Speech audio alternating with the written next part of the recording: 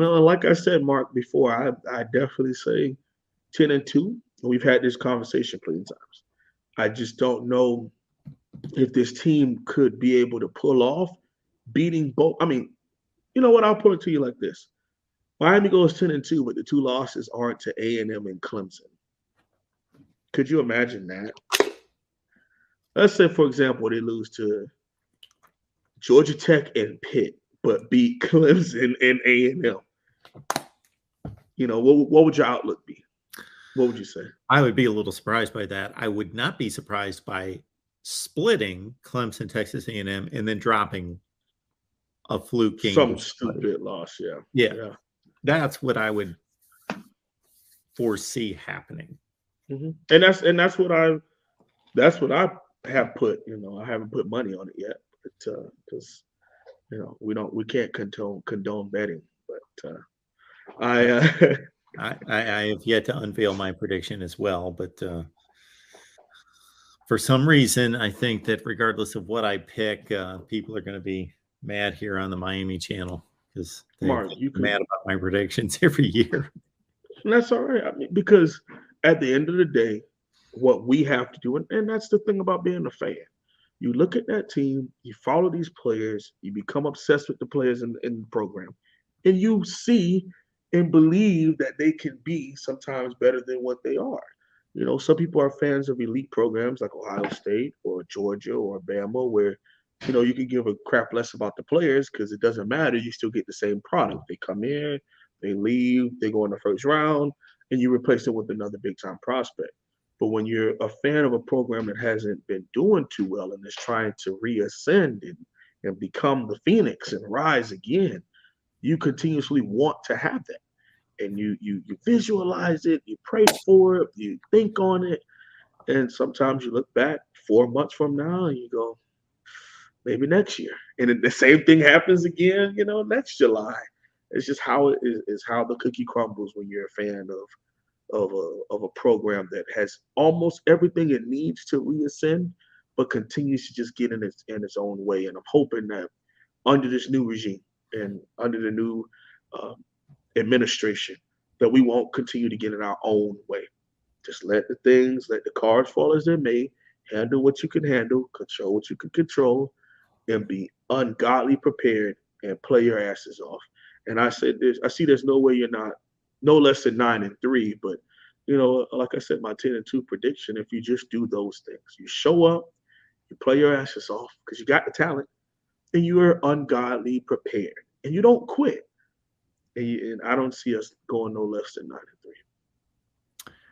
I will say that after some things that I heard at ACC kickoff, and I'm not going to let that sway me because that's just talk. That's not personnel breakdowns and really figuring things out. And I got to say that I've had everything basically in my household packed up for like 2 weeks, including this. So I haven't had really time to dissect, but I will get into that soon, maybe spend a really late night tonight. That I got to say, if somebody held a gun to my head right this second, I'd pick Miami to win the Coastal. Mm-hmm. But I don't like to do it like that. I am going to give strong consideration to Pitt, and I'm going to give consideration to North Carolina, and I'm going to give a smidge of consideration to Virginia. Okay. I'm one of the rare people that really like Coach Elliott. A lot of people don't. They think he sucks, thinks he was this horrible offensive coordinator. I think he just fits at a program like that. And not saying he'll ever win. I mean, they could go 7-5. People are pretty happy and proud of him. 8-4, somewhere in there.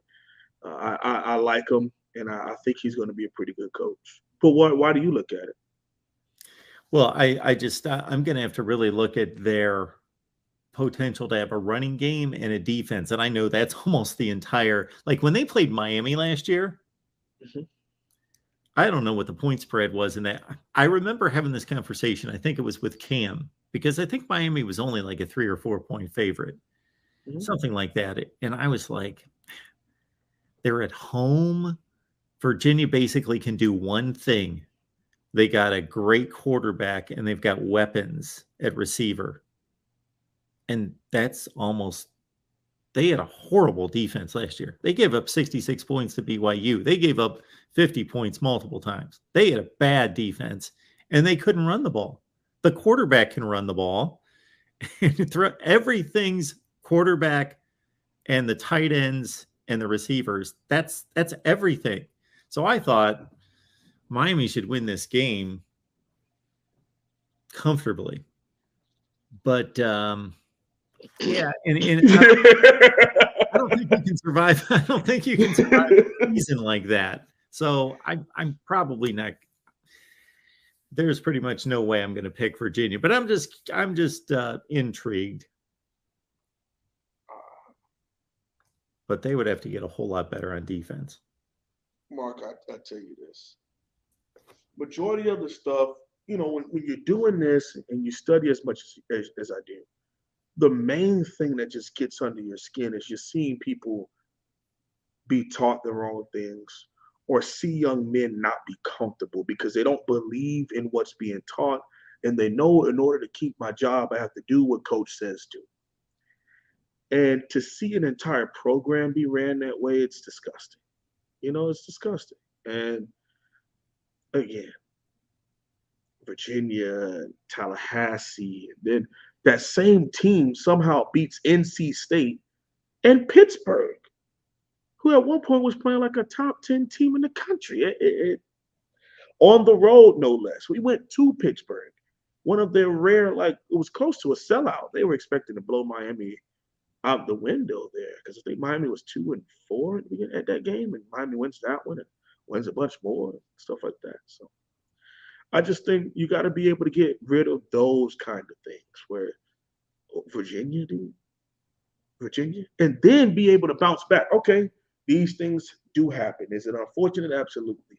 Good for them. Good game planning by them. They executed at a high level. They won the game. Now, can we move on to the next week?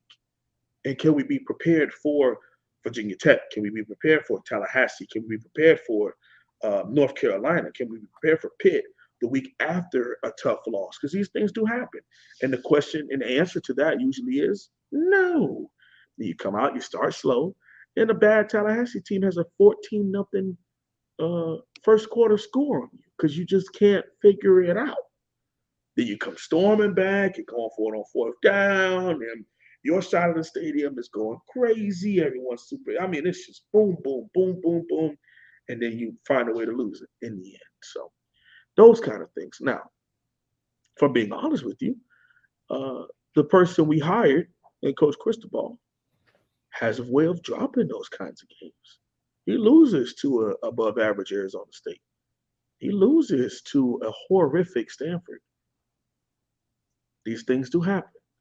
Now, he's not Urban Meyer. He's not Nick Saban. So there may be times where we are 10-1 and we throw a stinker to Georgia Tech.